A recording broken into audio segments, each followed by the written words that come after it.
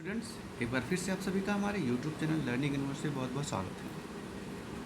इस वीडियो में हम छठी क्लास के सामाजिक विज्ञान के कार्यपत्रक आकलन कार्यपत्रक, जिसे कि आप असेसमेंट वर्कशीट बोलते हैं, आकलन कार्यपत्रक संख्या 2 जो कि 31 अगस्त के लिए है, उसको पढ़ेंगे। आपका सामाजिक विज्ञान का यह आकलन कार्यपत्रक है। तो इसमें जो है कुछ प्रश्न हैं आपके सामने, और ये प्रश्न पिछले हफ्ते जो भी हमने सामाजिक विज्ञान में पढ़ा है उसी से संबंधित है, और इन्हीं प्रश्नों का हमें जवाब देना है। चलिए देखते हैं।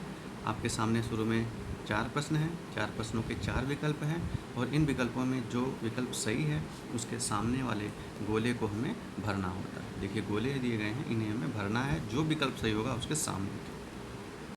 चलिए शुरू करते हैं। पहला प्रश्न है कि चांद पृथ्वी का एक चक्कर कितने दिन में पूरा करता है? पृथ्वी का एक चक्कर 27 दिन में पूरा करता है, तो आपका बी उत्तर सही है। आप अपना जब भूगोल का चैप्टर पढ़ेंगे, किताब आपको मिल गई है तो उसमें आपको मिल जाएगा। चंद्रमा की सतह पर कदम रखने वाले प्रथम अंतरिक्ष यात्री थे ग नील आर्मस्ट्रॉन्ग। आपका उत्तर ग सही है। प्रश्न 3 है, आप एक महीने में कितनी बार पूर्णिमा पूरे चांद वाली रात को देख सकते हैं? तो आप एक महीने में एक बार पूरे चांद वाली रात और अमावस्या देख सकते हैं, तो आपका उत्तर क सही है। कौन सी वस्तुएं केरल को व्यापारियों के लिए आकर्षित करती थी? तो मसाले केरल में मसाले पाए जाते हैं, और यही जो है व्यापारियों को सबसे ज़्यादा आकर्षित करती थी। अब अगले प्रश्न की तरफ चलते हैं।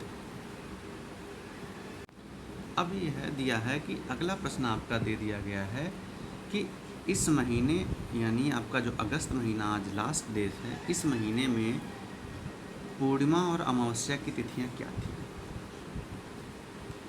तो इसे आप देखेंगे, इस महीने में पूर्णिमा और तो इसे आप बहुत आसान है, यानी 8 अगस्त और 22 अगस्त, ये 2 तिथियां थी। आप भी खुद भी अपने आसपास अपने माता पिता या आपके जो बड़े हैं उनसे पूछ के लिख सकते हैं। उपग्रह से आप क्या समझते हैं? तो उपग्रह ऐसे खगोलीय पिंड होते हैं, खगोलीय पिंड होते हैं जो ग्रहों की परिक्रमा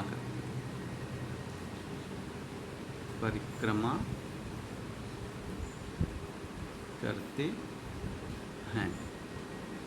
7वां प्रश्न है, पृथ्वी को नीला ग्रह क्यों कहा जाता है? क्योंकि पृथ्वी का 2 तिहाई हिस्सा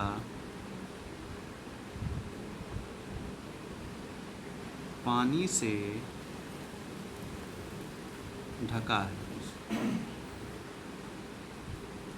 तो 7 क्वेश्चन हो गए। अब 8वें प्रश्न की तरफ चलते हैं।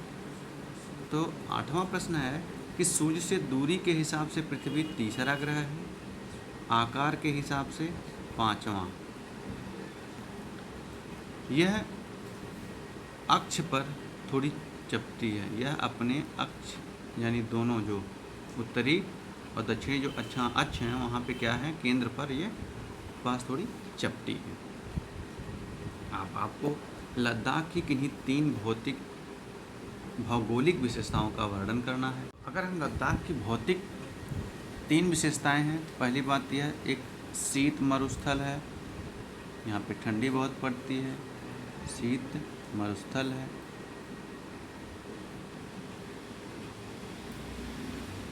खेती योग्य भूमि कम है, तीसरा है बारिश कम होती है,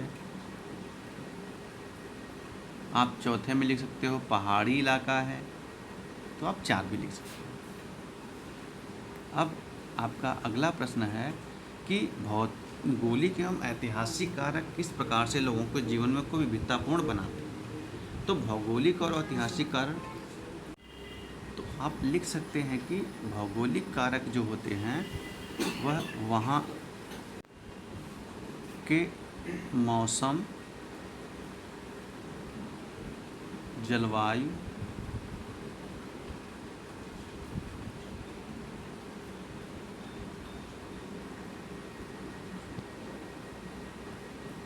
प्राकृतिक संसाधन को प्रभावित करते हैं, जबकि ऐतिहासिक कारक संस्कृति